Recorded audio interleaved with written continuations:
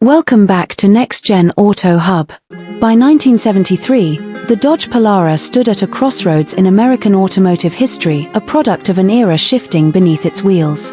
The early 70s were full of contrast. Muscle cars were losing ground to rising fuel concerns, safety regulations were reshaping vehicle design, and luxury was increasingly valued in mainstream sedans. The 1973 Polara embodied these changes while holding on to the traditional American full-size formula: big proportions, big comfort, and big confidence. This model year represented one of the final expressions of Dodge's classic large sedan character before the brand moved toward different priorities in the mid-1970s. At first glance, the 1973 Polara displayed the unmistakable presence of a full-size American car, long, broad, and intentionally imposing. Dodge revised the exterior this year to comply with new federal regulations that required cars to withstand low-speed impacts without damage. The result was a thicker, more robust front bumper that extended slightly outward from the grille. Instead of ruining the car's look, Dodge used the change to refresh the fascia, giving the Polara a cleaner, more structured face. Its horizontal grille bars and squared-off headlamp surrounds added definition, while the hood sloped gently forward, hinting at the muscular V8 power beneath. The body sides carried the familiar fuselage styling Dodge had introduced earlier, though softened compared to its late 60s boldness. The long, uninterrupted belt line emphasized the car's size, and the subtly bulging fenders created a sense of flow. The rear design echoed the front's squared-off theme, with rectangular tail lamps framed by chrome and a similarly strengthened bumper.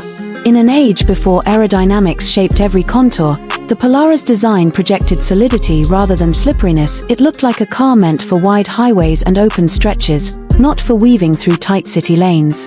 Inside, the Polara delivered the plush, sofa-like comfort that defined American full-size sedans of the era.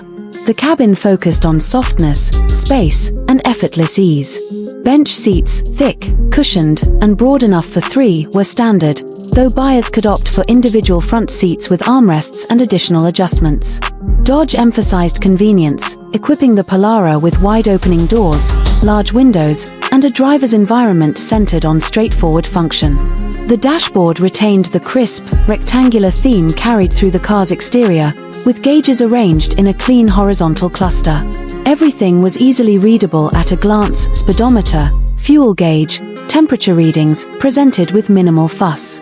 Controls for lights, climate, and ventilation sat within natural reach, and Dodge included practical touches like simple slide levers for airflow and an AM radio with large, tactile knobs. Higher trims allowed upgrades such as air conditioning, power windows, and premium upholstery materials. Despite the Polara's working-class roots, Dodge gave buyers room to build the car to match their taste for comfort. Under the hood, the 1973 Polara had no shortage of classic American powertrain options. The standard engine was a 318 cubic inch V8, known for its reliability and smooth delivery. For drivers who wanted more muscle or simply more relaxed cruising, Dodge offered larger engines such as the 360 and the 400 V8. These were big displacement engines built to deliver a wave of low-end torque, ideal for pulling the hefty Polara up to highway speeds with minimal effort. Paired with the TorqueFlite automatic transmission, one of Chrysler's most respected gearboxes, the Polara drove with an easy, almost effortless feel. On the road, the Polara expressed the classic American glide. The suspension was tuned with comfort as the priority, absorbing bumps and road imperfections without sending harsh feedback to the cabin.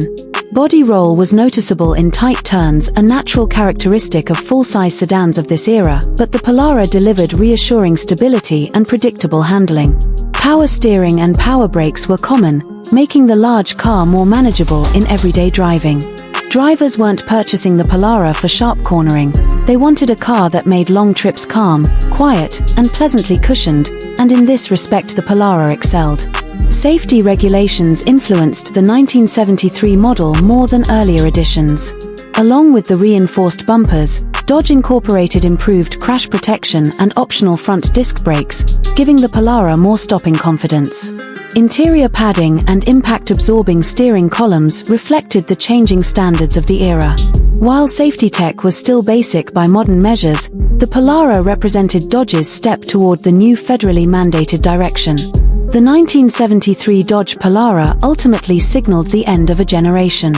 Rising fuel prices would soon push buyers toward smaller vehicles, and the great American full-size sedan would gradually fade from its position as the family car default. Yet the Polara remains a snapshot of an era when size, comfort, and V8 power defined an American car's identity. It delivered a driving experience rooted in serenity rather than urgency, and a design that prioritized presence over aerodynamics. As one of the final Polaras before major downsizing arrived, the 1973 model stands today as a reminder of the bold, confident full-size philosophy that shaped US roads for decades. Thanks